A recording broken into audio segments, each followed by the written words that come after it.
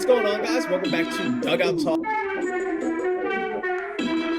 Stealing home. Oh my Watch goodness, out. home Save! steal He did it! We stole home. That doesn't happen too often.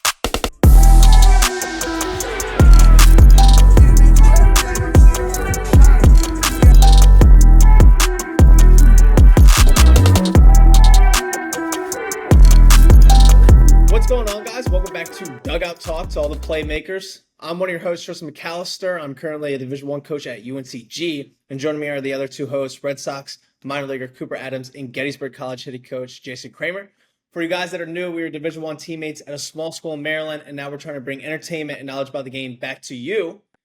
But before we continue, we need you guys to do this one specific thing for us. And Coop, will you tell them what it is?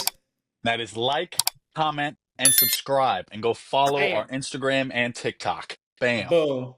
Make sure it gets done. So for our main topic, we really just want to educate you guys on the younger guys who are maybe JUCO kids, high school kids, and even in middle school that once they get to high school, they'll kind of enter this process. What we kind of want to talk about is how do you pick the right school in the recruiting process, right? It's a difficult one. You're getting recruited by multiple schools. How do you know the right fit for you? So, Coop, can you kind of explain what your process was like, how you picked a school, and thought, what was going to be the best fit for you? For sure. The biggest thing for me, coming out of high school, decided to go to UMBC. I had a couple other offers and places that were interested. I had Ryder up in New Jersey and Towson. At the time, Towson was kind of in a transition period, so I wasn't sure about that, and just thought UMBC at the time was the best opportunity for me.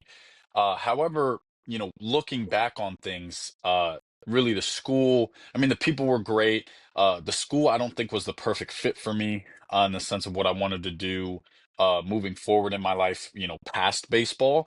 And then also too, like just the overall baseball environment just wasn't the perfect environment for me. So like if I had to go back and look at it, more than likely I would pick going JUCO and try and develop a little bit. But especially leaving UMBC going into Mount, what I did, which a lot of people saw as kind of a new, kind of a different way of doing things, was I would basically put an entire list of the schools that I believed I could go to, right? And I would sit down in front of a camera and computer and basically send them a video call or a video message explaining basically who I was, why I want to come to the program, what I think I could bring to the program, and uh, you know, go and then show a highlight tape and stuff like that. And that led me to get some callbacks and some email backs, but nothing really crazy. Which led me to the Mount. And for me personally, one of the biggest things that I see with a lot of kids moving forward with their recruiting process is they cut out a lot of schools, right? They cut out a lot of schools. Well, oh man, like I just, I'll hate the area. I'll hate this. I'll hate this. I'll hate this, right? I fully agree with coming up with a list of the schools that you really, really want to go to. But when it gets to the point where I was emailing all these schools and a lot of them were saying, hey, sorry, we're filled. Hey, sorry, like we would love to have you, but you know, things are not where we need to be money wise, or hey, sorry, we're filled. Like we're done and not really interested in recruiting you. And for me, I looked at that going, oh, well, all the schools I want to go to don't want me. So now what do I do? And the school that really did want me was Mount St. Mary's. And in my opinion, when I first started the recruiting process, I was like, no chance. I'm not going there. I'm not going there. Because I looked at it and I was like, man, like they do have the business stuff that I want to do going into the future, right? And like pretty good facilities. And I was like, all right, like they do have that, but it's kind of in the middle of the middle of nowhere, and we've been like, we were losing program at the time. But what really changed it for me was taking the advantage of going, hey, there's new coaches here. Let's go and see what it's like. See what the new coaches are like. See what the actual environment is like.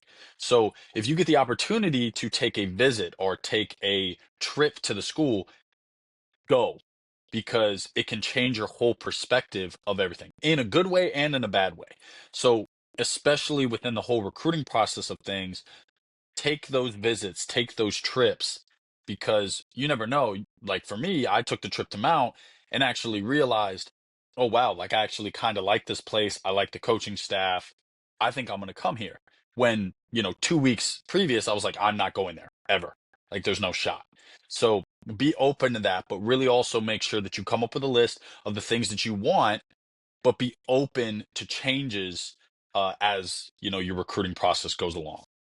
Yeah, I mean, I agree with Coop. A lot of the things that he said are spot on.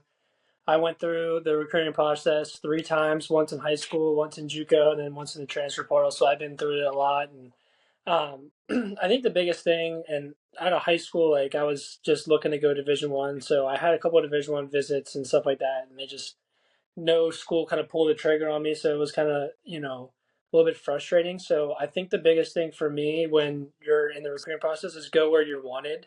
um, like, yeah, those schools wanted me, but they didn't like really want me to the point where like, hey, we're gonna give you baseball money and stuff like this, and we want you to come in and be on our team and stuff like that. So it was like that's the biggest thing I learned from high school into like JUCO and the transfer portal was, hey, go where you're wanted. So, um, I went to where I wanted and at JUCO, and I played good there. And once I was going through the JUCO recruiting process again, it was like, hey, figure out what that program's all about and say, hey, like, they're a really successful program. Like, maybe that's not something I'm looking for. And you can really, when you mature and you get older and understand kind of what teams are looking for and what you want, like that, it helps out your process and you can kind of sort through things a lot faster.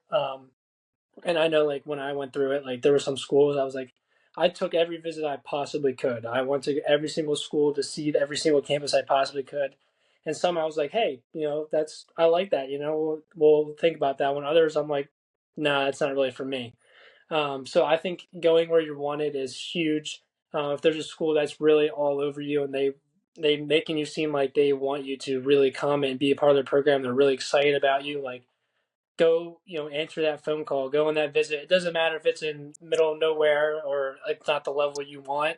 At least go hear them out and see what they're all about. Because if they're showing you that much effort, that means they really want you. Because as college coaches, like you're going to invest your time in the people that you really want and you really want them to be part of your program. So if you are if that coach is investing a lot of time into you, that means he really wants you because, time is valuable. And so every recruit that you have on your board, there's a high priority to low priority. So if he's going really after you and he really wants you, then that's probably a high priority and he wants you to be a part of that program. So that's kind of my 2 cents on recruiting. And when I went through the transfer portal, again, just go where you wanted. Mount was, probably one of my first phone calls in the portal when I entered, and they just made it seem like that they really want to be a part of their culture and to help turn things around. And I was lucky enough to everything kind of fit, and I was like, let's do it. So everything happens for a reason, and I needed those schools in high school to say no to me to really shape who I was because I didn't understand how hard it was to play college baseball. I just thought like, hey, I'm good enough. Let's just go play. So I understood kind of how hard it was and how fragile it is to be on someone's recruiting board and say like, hey, like we really want you. So that's kind of my 2 cents. Yeah, for you guys that don't know, previously, if you watched the other episodes, Kramer and I played junior college baseball together. And then when he went to St. John's and I went to Mount St. Mary's, and that's when Coop and I met for the first time. After Kramer had gotten into the portal at St. John's, I was like, you have to come play with us. Like, you need to. I was telling the coaching staff, I was like, you got to go recruit this kid. Yeah, like he's a stud, left-handed stick. And obviously, and I think part of the reason why, too, Kramer also valued Mount St. Mary's because it was closer to home and we already had a relationship.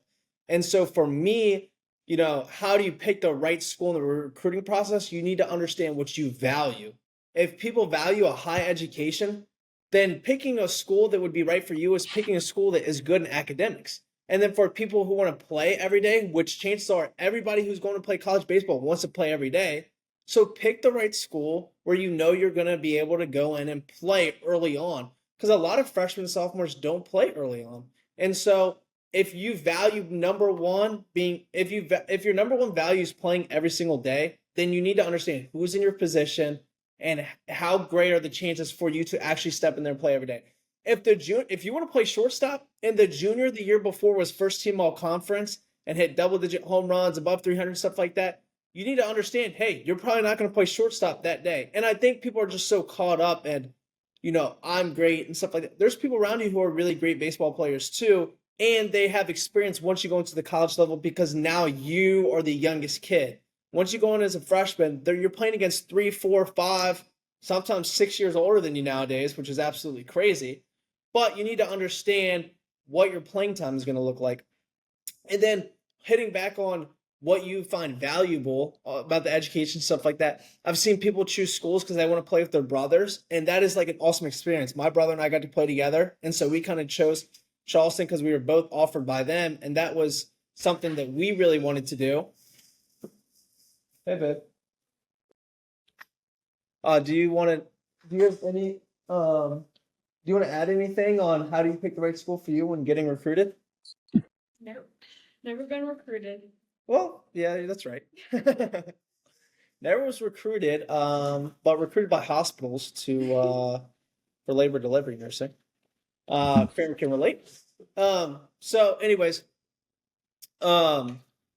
picking the right school for you and understanding what you value. And for me, my values changed when I was coming out of high school. I really valued just going to a school that I thought looked the coolest, and I kind of felt like had the prettiest things and the nicest facilities and that kind of stuff. And then when I got to junior college, that really changed because now it's 2 years into college.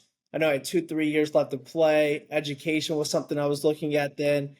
And I wanted to make sure, again, that I played every single day when I went to the program. So kind of same thing with Cooper. When Mount St. Mary's recruited me out of junior college, they weren't a winning program at the time, but Coach Leone was coming in, obviously, and we knew he had the chance to flip the program around, which he's done a great job doing that. And so he brought a lot of junior college guys in. So for me, it was also a money situation. I wanted to make sure I wasn't going to be in a lot of debt when I finished, and I wanted to make sure that I was going to enjoy the next 2 years around a great group of people. And so for me, figuring that out was talking to the whole coaching staff. I wasn't just talking to the hitting coach, and I didn't just talk to Leone. Everybody reached out to me, which made me feel loved. And Kramer, I think you're perfect. Like, go where you're wanted. I think that's the biggest thing, because chances are, if one school just kind of brings you on a visit and they don't talk to you too much after, like maybe they're talking to other guys. But if somebody, if all the coaches are reaching out to you and they keep calling you and keep texting you, chances are that they really want you. So I think for a lot of people, when they're trying to decide what's the right school, they need to sit down, write down the pros and cons, write down what they value, understand like you are also attending school. I don't care if you go first round in 3 years, you still are finishing almost your degree. And, money, you probably have to pay some type of debt when you get out, depends on families and financial situations, stuff like that. But baseball is going to end at some point. Just like Cooper said, he went to UMBC, and it wasn't quite the, right school fit for him educationally, but he's still playing pro ball. You still got to think about this stuff. I don't care if you played 5 years in the big leagues, or you never get drafted at all. It ends at the same time for everybody. At some point, it's going to end. So you need to understand like what's going to happen after. And I'm not saying, hey, have a plan B if you're a plan A. I don't want to say that. Chase your plan A as long as you can. But when you go to play college baseball, you're getting a degree too. You got to show up to classroom. You got to get good grades, that kind of stuff. So understand what you value, pros and cons. Do you want to play close to home? Do you not? What does the finances look like? Are you going to play every day? And then I would reach out to the guys on the team, understand what the team culture is, because you want to enjoy where you're going to be at every single day. You're playing with these guys every day. You're traveling with them. You're in the weight room early in the mornings, late at nights, hitting extra.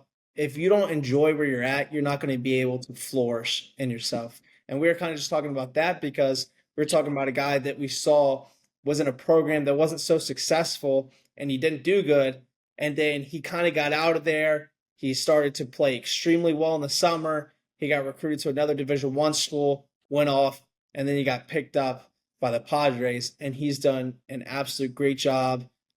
We actually will have him on in a couple weeks, but he has done a outstanding job. And we were talking right before this about the culture that's around you. So you want to pick the right school that has a good culture around you so you can strive.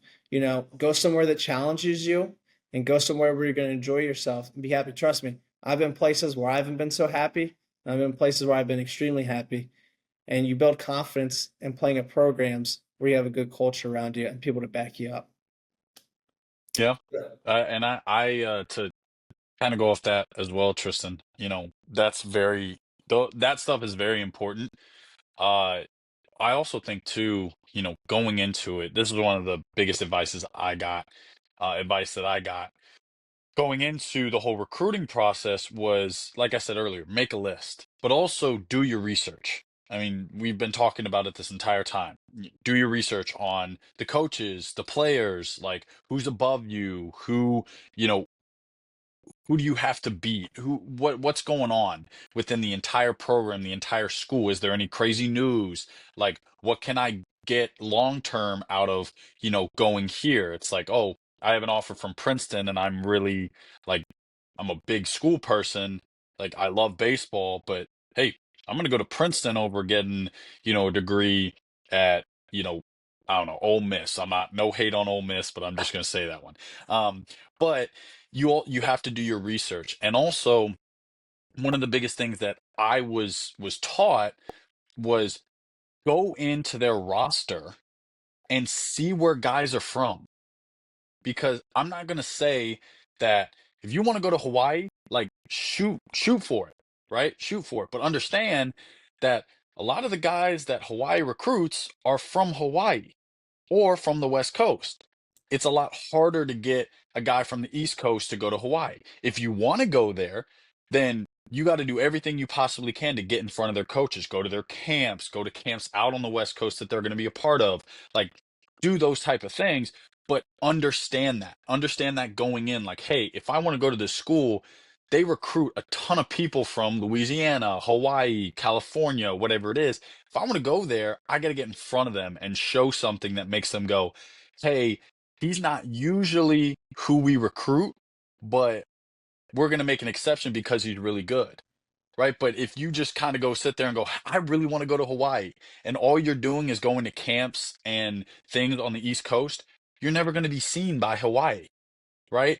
So really do that research on where the kids before have come from, and do your research on the school, the program, the players, coaches, everything before you make your decision.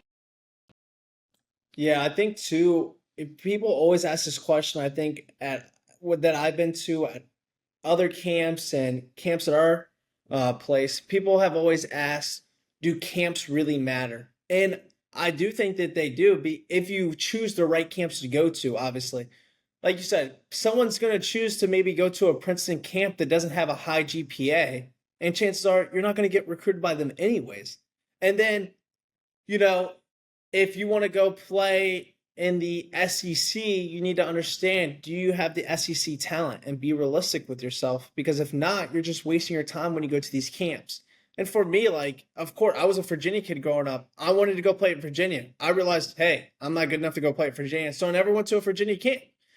But I did go to other local camps. I was a Division II kid, like I said, out of high school. So I went to D2, D3 camps and stuff. I still want to play Division I baseball, so I strived for that. But I knew, hey, if I'm good enough, they're going to find you. Same thing for pro ball. If you're good enough, they're going to find you. Right up the street from me is Randolph-Macon. They're a Division III school. They've had like 3 kids drafted in the past 7, 8 years, and one of them actually made his big league debut this past year, I believe it was, with the Pirates. And so at the end of the day, if you're good enough, they're going to find you. And it's the same thing when you're getting recruited at the college level. But like Cooper said, if you want to go play somewhere, like Hawaii or something like that, and you're an East Coast kid, then you need to find a way to get to the West Coast. Chances are Hawaii's not going to come find you. And so for me, obviously, if you are a Division I kid coming out of high school and you value somewhere like in the Carolinas or something like that, you do need to be taking those trips, going to those camps in the Carolinas, and going to as many as you want. Just don't go to one camp maybe in the Carolinas if that's where you want to play. Go to all of them. And then chances are, one staff may like. Another thing is people go to these camps, they have really good days, think, oh, I had a really good day, so I'm going to get recruited today. Or they have a bad day and they're not going to get recruited. The biggest thing that you need to realize is that sometimes you may have a great day, but these staffs aren't recruiting that specific position. So they don't have a need for you, whether you have a good day or don't have a good day. Or maybe their recruiting style is a little different. Maybe people like bigger kids, and then, maybe there's a bigger ballpark, so you recruit faster kids. So maybe you had a good day and you showed and you swung the stick well, but you aren't that fast, and their gameplay is around guys who are scrappy and who can run and stuff like that. That's another big thing. Understand what programs' play styles are like and what they need to do. If you go look at a roster and everyone's 6'3" and a lot of left-handed sticks and 220, chances are that you're not like, and you're 5'10", right-handed stick, chances are they're probably not going to recruit you. And I know 6'3" left-handed stick probably sounds like, SEC baseball and stuff like that, but there are guys who play hard, and freaking Kramer played with two absolute studs, right? One was at Vanderbilt, and then one was at Maine. I thought Quinn could have been a SEC player, right? Don't you agree? Yeah. They're what were they, 5'10"? Yep.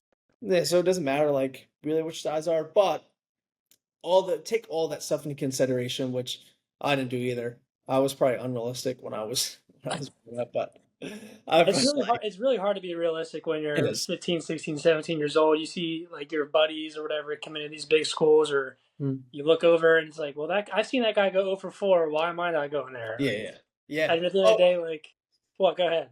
Well, remember, like in high school ball, like some kid comes out, it's like top recruit or whatever, and he goes 0 for 4, like you said, strikeout, and you're like, how's he going there, dude? Yeah. And then he's really good, and you're like, oh. But yeah, it's all about like tools and everything. Everyone has like their journey or whatever. But yeah, like Tristan said, like everyone, I'm always a big advocate. Like try not to spend as much, like try to spend a ton of money on stuff like that. Like I would rather like everyone kind of focus on development and stuff like that. And we've talked about that before, especially for younger kids, like middle school and stuff like that, and freshman year of high school. Like it's just really hard to, especially with new rules in college baseball, you can't really recruit that like young of player. Like it's basically just junior year you're allowed to talk to schools and stuff like that. So I would say if you're 8th grader, 9th grader, 10th grader, like get as much development as you can, and then you can worry about this recruiting process and grow from there. Because now it's like August 1st of your junior year, you can start to talk to school. So anytime before that, like just focus on development, and then if you play well, then the rest will take care of itself. So I don't really advocate for spending a ton of money in that time period. Like go play against great competition, but I would say just continue to develop. Yeah, go play baseball. That's the big thing. Kramer said, like, go play baseball. When you're at that age, go play baseball, get the experience, because that is a big key. When you get that experience of playing against high level competition and just playing baseball in general, right? Like, you got to understand, number one, you're going to get better. But number two, I'm not 100% sure on obviously all the recruiting stuff now and the rules, because I know with us it was a little different. But like, freshman year, sophomore year, like if you go into some of these good tournaments, they might not be able to recruit you, but you better believe college coaches and coaches in general, like people are going to be there at those tournaments watching and looking and being like, hey, like we saw this kid. He's a, freshman in high school, but he's got some tools. He plays really hard. Like he's someone that we can look at as we move on. So just understand, like, go play baseball, go enjoy those summers with your boys, the falls with your boys, and like understand that baseball is going to build you up to the point where, hey, you're going to get recruited, right?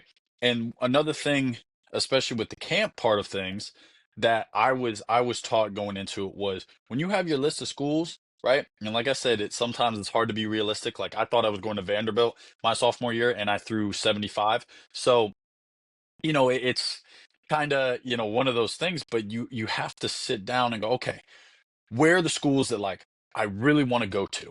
And you kind of sit there and be like, okay, like let me be as realistic with myself as I possibly can be. And you kind of like letter down those schools And then from there, it's like, all right, like get to that point where sophomore year, junior year, right? You go, okay, I have 5 schools that I like, I'm locked in on, right? That I would love to go to. And I think I have the ability to go there. All right. Well, if you got the money to do it, go to those camps. And the best ones are the ones that like all those schools are going to that one camp. So if they're all going to that one camp, go there. Like be at that camp. But also understand that like, if you're going and spending thousands and thousands and thousands of dollars going to like 10, 20 camps, right? And like you're going to a Vanderbilt camp when you know that like you're not going to go to Vanderbilt, at that point it's just a waste of money. So really try and be realistic with yourself and figure out the schools that you really want to go to and realistically feel like you can play there and go from there. But the biggest thing, go play baseball. Go play baseball, get the experience, and you guys will be good. Yeah, playing baseball is the number one most important thing. I see kids who are playing on trap ball teams when they're sitting at the bench. Like, you can't get better if you're not playing. You need to go play for a team where you're going to play every day. You need your at-bats. You need your reps when you're playing. That's the whole reason you train, right? So the more reps you get, the better you'll be. But then the second thing is you don't have to play for these top-level teams, travel ball teams, but it does help on the college side, I will say, like Kramer, if we go on the road and we know a certain team is playing, chances are we're going to go watch them if we know it's a good program. So when you're picking a travel ball team too, it is important to play for maybe a better one. But one, realize if you're good enough, they'll find you. So don't worry. But two, you need to make sure, like Cooper said, you're playing every single day. Because if you're not playing, how can you get recruited? You can't. So you need to play every day. So don't get caught up. And I think sometimes high school kids can going to play for a certain travel ball team. That's fine if you're going to play every day. You want to be able to challenge yourself, but you also want to make sure that you are playing because again, if you're not playing, you're not going to get recruited. Doesn't matter. So honestly, to round it up, like how do you pick the right school in the recruiting process? Make sure you're playing every day, in your travel ball team. Go play. Make sure you're in contact with the coaches, understand what the program's all about. Go look about the education side, do your due diligence on that, and make sure you understand what you're walking into, and then you'll know that's the right school for you. And nobody can tell you. Your best friend, you can't, your mom, your dad, all these people, you want to get all this different information. People telling you you're this player, others are telling you aren't, you're better here, you're not, blah, blah. At the end of the day, like you have to decide. And you'll Your know. decision. I always tell people, like, you'll know in your heart that's the place you need to be. Just don't listen, like, take advice, funnel it in, sure. But at the end of the day, you'll know. You'll get that feeling like, hey, that's the place I need to be. And I wouldn't trade. I don't know if about you, Coop, or, you, Kramer. I wouldn't trade anything about going, where I started out at. Like I feel like it was just a redirection for me and everything panned out the way it was supposed to go. And I enjoyed my time there and stuff. It just felt like it wasn't right, but I wouldn't trade it. I mean, maybe Yeah, I think probably would there's have gone a little JUCO. bit of like a misconception of everyone transferring and stuff like that. Like, there's so many people in the portal, and everyone leaves for different reasons. But I think most people they leave for, I would say, there's just like some people that actually leave for the right reasons. All right, moving on to trending topics. So obviously a lot of things happen in the MLB here. First, I want to say RIP to Ricky Henderson. Man, that was super sad. So young, honestly. I thought he was a little older than that when I saw he passed away. So just a great player in the game, Hall of Famer, obviously, and just praying for his family. But outside of that, obviously, there's been a lot of trades, signings going on. And so, I mean, we got Walker Buehler to the Red Sox, Paul Goldschmidt to the Yankees, Jesus Luzardo to the Phillies, Peterson, Rangers, Walker, Houston, McCutchen back to the Pirates, which I thought was a really cool thing there to see, just like kind of where it all started, who you got drafted by, you were brought up by, and then obviously kind of end your career, you can kind of go back to Pittsburgh. So that was super cool. But for you guys, what do you guys think is the biggest, trade sign deal here? And who do you think is the best player to go? Who won the trades or the signs? There's a ton. There's a lot of things that went on. Another one that's really big that I know a lot of people have. It's kind of been a little bit under the radar. I actually didn't know about it until yesterday morning. But Christian Walker going to the Houston Astros, and I know, for example, like the Nationals were kind of big favorites to try and get him. Didn't end up getting him. Now getting Nathaniel Lowe in a trade with the Rangers, but. Yeah, just a bunch of different things going on. I think the big one that I saw was obviously Jesus Luzardo going to the Phillies. He has been fantastic. He was fantastic with the A's. He's been fantastic with the Marlins. I think him going to Philadelphia, he is just going to absolutely light it up. And now you have a legit rotation with Wheeler, Nola, Suarez, Sanchez, and Luzardo. And even, you have Andrew Painter coming up as well. So you just never know what's going to happen in Philly. I'm a big, I know, me and Kramer were talking about this before. I want to see uh, the Phillies actually go get Bregman and then trade Bohm and get some more relief pitchers. But we'll see if that happens. They could go get Alonso. That would be a very interesting thing. And even just seeing the Yankees. I mean, the Yankees not getting Alonso, but going to get Paul Goldschmidt. It's I mean, a guy who had a down year last year, but was, third in the MVP voting the year before. They're making some serious moves. We love to see it. I mean, Walker Bueller just signed with the Sox, so that's good to see 1 year deal. So yeah, there's a lot going on, and I think a lot of teams are trying to bolster their either rotation or their lineup. I think the Phillies did a great job of bolstering the rotation. I think the Red Sox right now really bolstering the pitching. We've been signing a ton of pitchers, which is always interesting to see. And then even just obviously the Yankees bolstering everything that they possibly can, and then guys getting different prospects and different things from uh the higher teams to try and build up in the next couple of years. It'll be interesting to see what happens. Yeah, I like the I like the Bueller pickup by the Red Sox. I think it's intriguing too that the Dodgers didn't want to sign him back. Um, I think it's interesting because I think he's had some injury problems. I think that's the biggest concern, and I Mhm. think they're trying to plan some other moves to get a couple of the Japanese players out there as well, and kind of create like that like Team Japan over there in Los Angeles. It's like a really popular place. It's like the closest team to Japan, like on the West Coast there. So, and they have a ton of media, obviously, like Shohei and everything. Like they have a huge following of the Japanese fan base out there. So I think they're trying to play their cards right, be able to get some Japanese like players in there as well. So they let him go and try to and let him go to the Red Sox, which I think if he stays healthy, I think he's going to be a really good piece for the Red Sox. Um, like you said, I'm a Phillies fan, so I love the Luzardo trade. I love it. He's a bona fide stud, lefty, shores up that rotation. I'm excited about it. And so there's a lot of news the last couple of days, but I think those are the big ones in my eyes.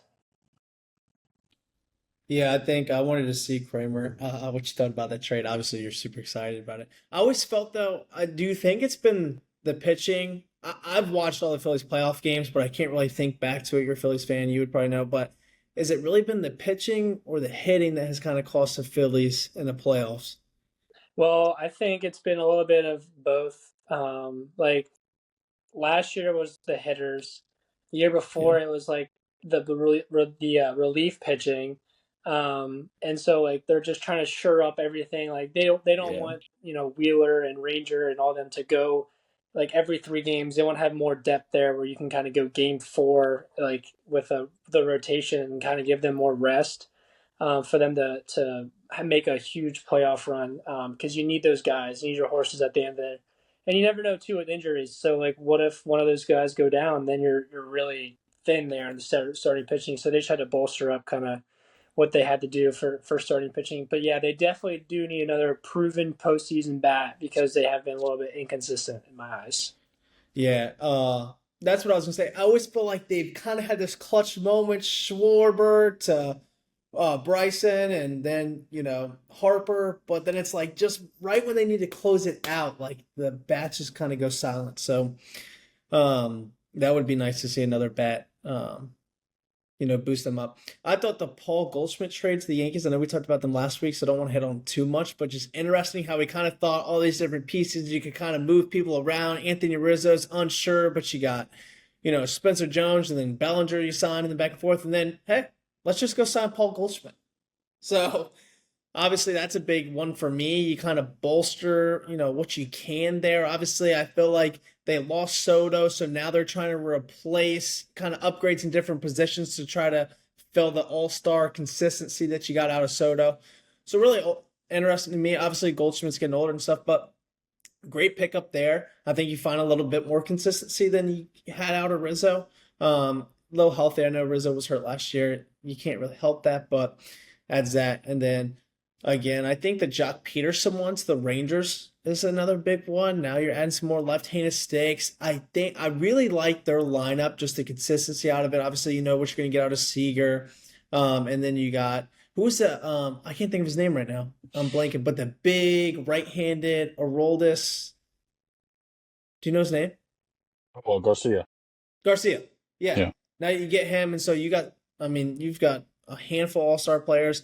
And then the exciting thing for me with the Rangers is the pitching. Can Scherzer come back and be healthy? You got Jacob deGrom coming back. Hopefully he can stay healthy. You got Leiter, Kumar. Kumar. Two really good prospects coming up. You could go into a 3-game weekend, obviously, and you're just getting deGrom, Scherzer, Leiter, deGrom, Scherzer, Kumar, like all these different guys. So I'm really excited to see how the Rangers do this year.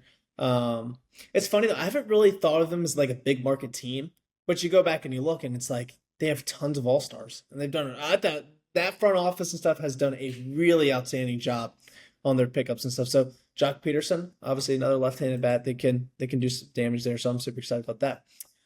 Moving into fan questions of the day, coming off the Instagram. Obviously, if you guys don't know, we post that the week before, and then you guys can go put questions and we answer them here. And so for the first one, at Laco28, he asked, effects on college baseball of the newly released eligibility rule. Obviously, this hasn't passed yet, but if it did, in my opinion, that would just be totally unfair. In my opinion, like, you are going to play college baseball. You know what you're getting out of a junior college kid when you're recruiting from a 4-year. You're getting an experienced kid who understands, who's more mature. But hey, that doesn't count towards your eligibility. It'd be a no-brainer. Everybody should just go out of high school, right? Spend 2 years. It's going to ruin the stuff for the post-grads and that kind of stuff. But that's basically what it is. You're doing a post-grad. If it did pass, I highly doubt it will. But if it did, I think it would just ruin a lot of things because you're messing up high school kids because now the people who were getting done playing when they're 22, 23, 24, now you're going to start seeing 25, 26, 27. That's just unfair. Like, to the 18-year-old who's trying to get recruited out of high school. So I highly doubt it will. But if it did, I'm so against it. Just in case if people don't know, there was a rule out or a statement that there's one player in Vanderbilt, he's a football player, his name Diego Pavia. He's getting an exception for this JUCO rule that he gets another year of eligibility. And the rule basically says that if those JUCO years do not count against your NCAA rules. So usually a JUCO player would play 2 years and they get 2 years to play in the NCAA, but now it's 4 years because those 2 years don't count. So you'd be super old. So yeah, it's a little bit unfair. I don't think it'll happen just because everyone would be going JUCO. There would be no high school recruiting for college programs. So that would be. I don't blame the guys who keep playing too. Also, like, play the game as long as you can, especially now with the money involved. Like, yeah, dude, go get your extra year. You might make 6 figures. It's literally like pro sports at that point. You're making 6 figures playing again. He's the SEC quarterback. Who knows? So I don't blame people who are playing as long as they can. I think just the NCAA needs to take control of it and not let it happen. Right, yeah. So in the end, like Tristan, I don't think it's going to pass, but it's definitely interesting to think about that and think about college baseball and that realm, or all of sports really. Like, you could have football players that are 27 years old and still be fine, and the academic part of it's even crazier because you can get your associates in 2 years, then you're just 2 years in your NCAA. You have your bachelor's, and then you still have two more, and you can basically have you have all three degrees, associates, bachelor's, and masters, and you can be set for the rest of your life. So that would be a Yeah, positive. yeah, absolutely. But Yes. there's a ton of other negatives as well. So just Absolutely. fascinating to think about kind of what that would look like. I But I mean, really don't think it's gonna happen. some people could turn into doctors at this point. Yeah, I mean, really, yeah, Like, because if you could redshirt and you could have like 10 years of college baseball and be a doctor when you leave there. yeah. So it's just interesting to kind of talk about that. So, what you got, Coop? Anything? No, I mean, I think it's definitely not going to pass, at least in my opinion. But no, I'm the same way. Like if you're able to go make some money playing college baseball or college football or college basketball, whatever it is, like go do you, make the money. I will say though, if like, if you're in a place where, you know, you're not really building yourself up financially, you're actually putting yourself more in a hole just to stay and play until you're 26 or 27. At that point it's like, you gotta continue to look on to your future. But I feel like the NCAA can Yep. this is the biggest thing for them. It's like they gotta kinda figure this stuff out and get it all sorted. Absolutely. Next question coming from F. Huffman 17. Who do you think will be the next Ricky Henderson? I actually told the guys before this episode, and I would say it's anonymous, but you guys feel free to give your pick. It's got to be Chandler Simpson, the draft pick out of Georgia Tech. I mean, he stole 104 bases in two different levels, I think, of minor league baseball this year, and I think I caught stealing 17 times. I mean, stealing 104 bases in a season is unbelievable. I just think it's a no brainer. I mean, Coop, you said like it's got to be a nightmare facing him. Have you had It people was. face him? Oh, you did Oh, it face him. was. Yeah, I faced Okay, him. okay. I faced him twice. I got lucky enough. We faced him in high A. He was with the Hot Rods. Faced him in the second week. I was lucky to come in. I got him to pop out twice. So Nice. there was literally no chance he got on, but Yep, I saw that entire week of him just either hitting balls in the ground, beating him out, then going second to third, and then scoring on a sac fly. And, or just, getting a ball up the middle and then second, third, scores on pop. And it was just, it was literally unfair. I mean, you would try to slide step, you tried to give the catcher as much time as you could, you tried to pick over. He's just a very elite base runner. He knows what he's doing yeah, out there, and I yep. really I do agree. Like I think he has the ability, especially if he can just keep keep doing the contact that he has been showing within the minors in high A and double A at the next level. Then yeah, most definitely he'll be the next Ricky Henderson. Is it the speed that is it like when you watch them run for the first time, is it like, holy crap, like I really haven't seen someone that fast before? Or is it the elite base running kind of taking over? It's a mixture of both. I think that's what makes him so dangerous is he is very fast, but his knowledge of base running is like top notch. Just knowing when to Top run, notch. like the counts and Oh stuff yeah. like that? He knows when to run, like he knows how to get you off balance where you might like, oh, I'm gonna go, and then you pick, and then he's back within 2 seconds. And then Yep, he's like, oh, okay, like I'm just gonna chill, like it doesn't seem like he's gonna go here, and that's when he goes. Like yep. he just has this knack for knowing when to run, knowing how to, pick up on your timing as a pitcher and be safe almost every single time. I mean, we had a couple guys throw like some darts at second base and he was safe by a mile. So he really is someone special and someone obviously different within today's game because today's game's a lot of home runs and power hitters. Like he is a guy that can get on base and change the game just by getting on first base.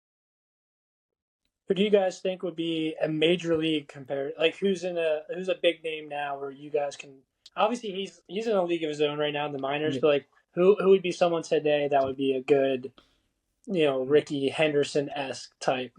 Wasn't the guy from the Athletics? I think Ruiz. I can't remember his first Yeah, name. Esteury Ruiz. Yeah. Yeah, he stole a ton of bases. Mhm. Not last year, but the year before. I Yeah. think he was injured this year.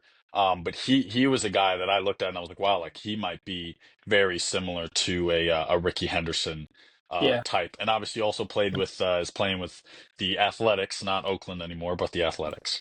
yeah. Yeah. I think Uh, Acuna's a good one too. I think he yeah. always runs too. You just gotta stay healthy and stuff. But he's like a mixture Yep. of speed and power, which is like Mhm. interesting as well. So Yeah. that's the first guy that came to my mind. Yeah. I think Ellie De La Cruz, obviously, he Yeah, led the league this year in stolen bases. If he stays consistent with the average and can get on base a lot, I think he has a chance because obviously he's so big and fast. But he does hit for power as well too. I think that's the other thing. Can you remember like Billy Hamilton when he was in the league and he probably wasn't a big power guy, but when he was getting on, he was probably going to steal.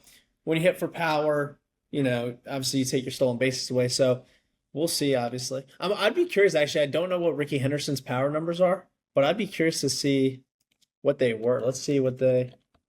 Do you guys know off the top of your head? no, I I don't. don't. Let's see. He hit. See how many home runs. I mean, gosh, he played for a long time, guys. A long Yeah, time. I didn't realize it was this long.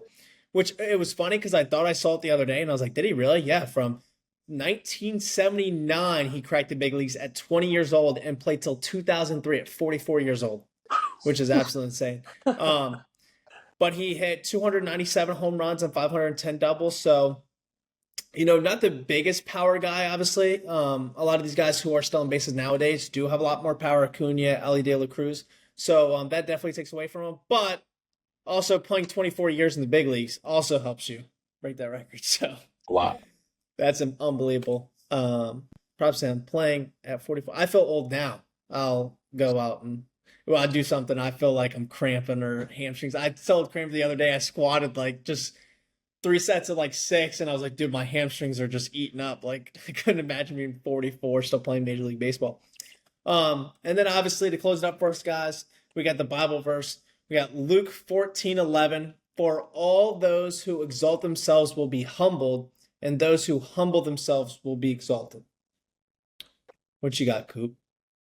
I think the biggest thing is with whatever you're doing, stay humble. I think, sometimes, especially, it's kind of human to look at yourself sometimes and be like, man, like, I'm doing so well with this and this and this and this, and kind of feel like you're getting too big for your britches, where you kind of hit this level of cockiness where you're like, oh, like nothing can go wrong. I'm the best. And you start trying to you kind of treat people, you know, like that. You're kind of like, I'm the best, like I don't need to deal with you or whatever it is. And that's when kind of you end up getting humbled because you don't end up either working as hard, or you say something to somebody and that person might be your boss later or whatever it is. It's a situation of staying humble, staying with God, understanding that, okay, like I'm gonna put my work in, but I'm gonna stay within myself and go, hey, like I am not this big, you know crazy, like amazing person. Like, yeah, you can have that kind of inner thought to it, but like, the beliefs that you have outward and even inward is like, hey, I'm going to stay humble. I'm going to keep working. I'm going to put my trust in God and stay humble under God, and He will be the one to exalt me. Yeah, I think it's super important too because I think it relates so much to the game of baseball. We always say, "Hey, like the game will humble you." I think it's the same thing in life in general. Obviously, nobody needs to know. Our JUCO coach always used to say, and Kramer remembers, "No one likes a bragger. Like nobody does." So it's like, just nobody's got to know you just went and hit. You don't got to post on your social media. Get my work in. Chances are, if you're posting on your social media that you're grinding, you're not really grinding. Like nobody needs to know.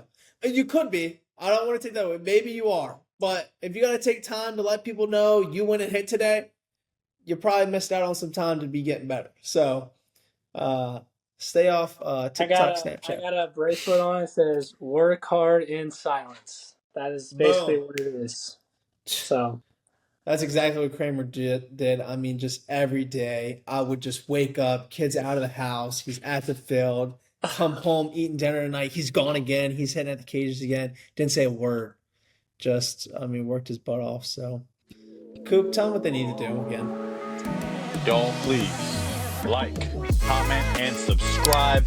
Also, to everyone out there, happy holidays, Merry Christmas. We're getting ready for the new year. Just enjoy being around your family. Enjoy this time. Keep working. but really enjoy the holidays, and we will be seeing you guys in the new year.